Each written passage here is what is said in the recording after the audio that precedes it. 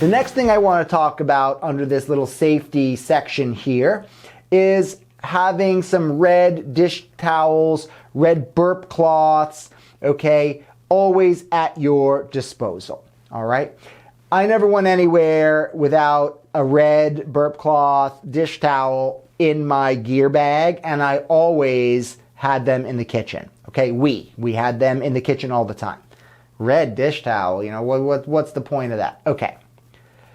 Again, you know, before you know it, man, I mean, before you know it, your kid is going to be cruising around, crawling around, toddling around, picking himself up, boom, falling down.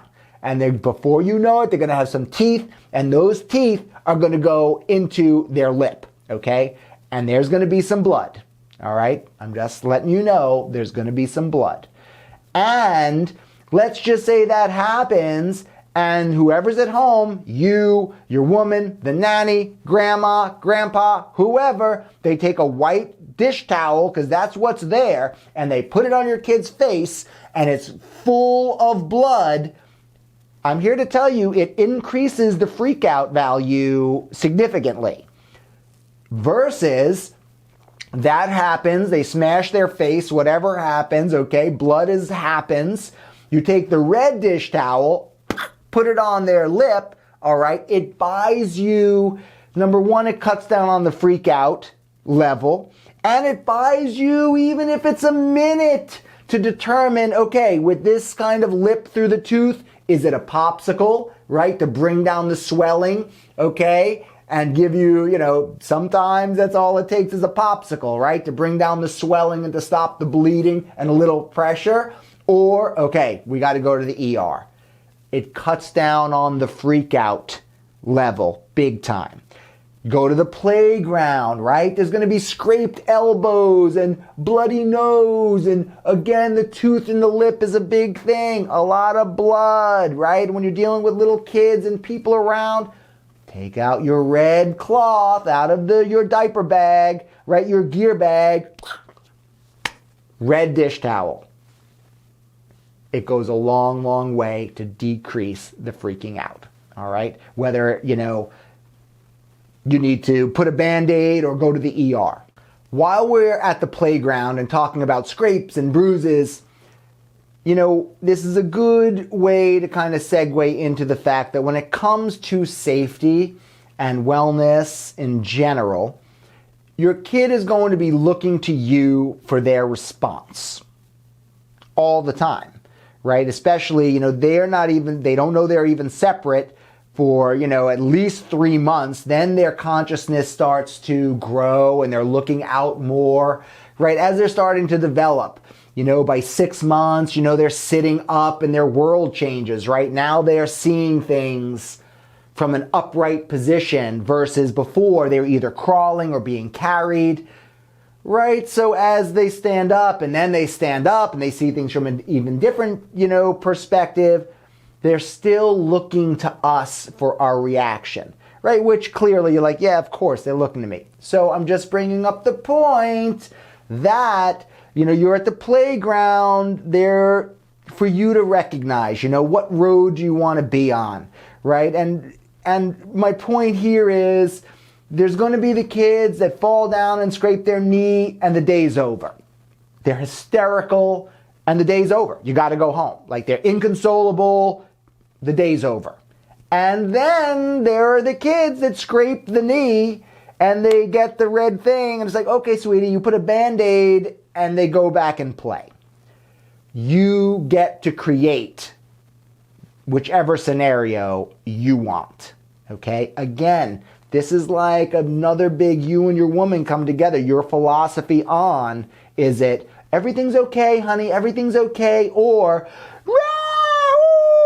like major 5 alarm, and one's not right, one's not wrong. I'm just pointing out you have the power to, you know, you have a say. You're involved, you guys work together. Hey, we're going to handle things, let's try to be as chill as possible. You have the power to help steer that ship. You know, if you're not involved and your kid's always hysterical and that's the way that things are because you weren't bringing the balance piece in and you weren't doing it together, that stuff is created, okay? It's created. What you have there is a little learning organism, and it's learning from you guys. So again, like a lot of these folks in despair, it's because, number one, of course, they didn't start off with so many skills and tools and all of that. And then they're wondering, what do I do? And they're miserable and it's irritating. It doesn't need to be that way. It doesn't need to be that way, okay? It is a ton of management. And still, that same, 4.5-year-old, 5-year-old, they could be waking up Saturday morning, brewing the coffee.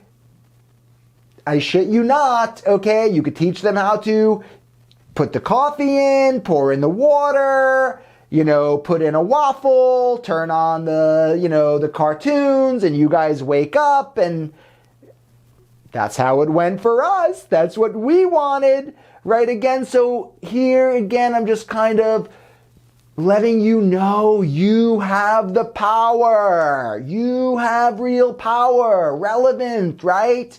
To help steer the direction of all of these different things, health and wellness, connecting, the new normal in your place, right? The new normal.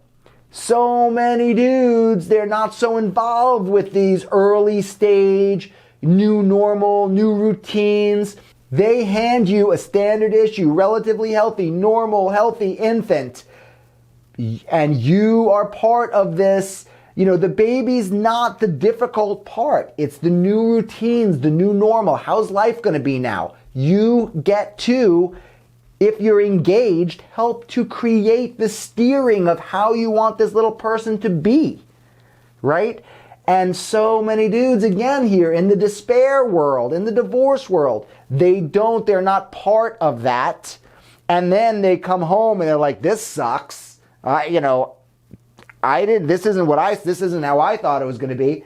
Yet they weren't around contributing and, standing in their ground and being like, okay, my vision is this and let's try this and let's, maybe, we don't do that. And again, if we're not there, it's not impossible to then start, redoing things and coming together. It's just more difficult. Right? There's this amazing, amazing dude named Josh Shipp, and he's known as the Teenage Whisperer. Because that's what he does. He helps reconnect unconnected teens and parents. And what I'm saying is that's amazing, and it's a lot better if you just start off connected instead of this major separation, and then prepare. You are preparing, right? Instead of repairing. It's more enjoyable. It's more enjoyable, right? And this is just one little, tie-in here with the safety and that they're looking for you for your response, although it's really everything, right? To the degree that you guys come together, you're talking big picture planning, and, coming together on what kind of environment you want to raise your kid in and what kind of little being here do you want them to turn out like? Because you have a huge, huge influence on that. All right? Okay. So now one last little thing under the safety umbrella here. Okay? And that is having a couple of cases of water in your place in case of an emergency. Right? So my woman has always made fun of me for this kind of, yeah, she'll give me a hard time about the prepare rather than repair. And, right, so I'll always, and I recommend, you have a couple of cases of gallons of water in your place. Just because sometimes, the power goes out in the local municipality, or there's a pipe burst or something like that. And there's like a boil water advisory. Okay, that's a major pain in the ass when you have a little infant at home. She's like, hey, dude, did you see on the news the water main broke? Hey, no problem, sweetie. Go to the closet. I got us 3 cases of gallons of water. We'll be totally set until this advisory thing is lifted, okay? I got you covered, honey. I'm just saying, if we're talking about survival and safety, you need water. I mean, food, okay, number one. I mean, human beings can go a couple days without food. Water, not so much. So there you have it. Have a couple of cases of water in the place. Okay, I'm hoping that you are feeling a little more grounded and chill, right? So you get your kid home, you have a really good idea of what's normal and healthy for a standard issue human being infant, right? We got you going on some safety stuff that's going to really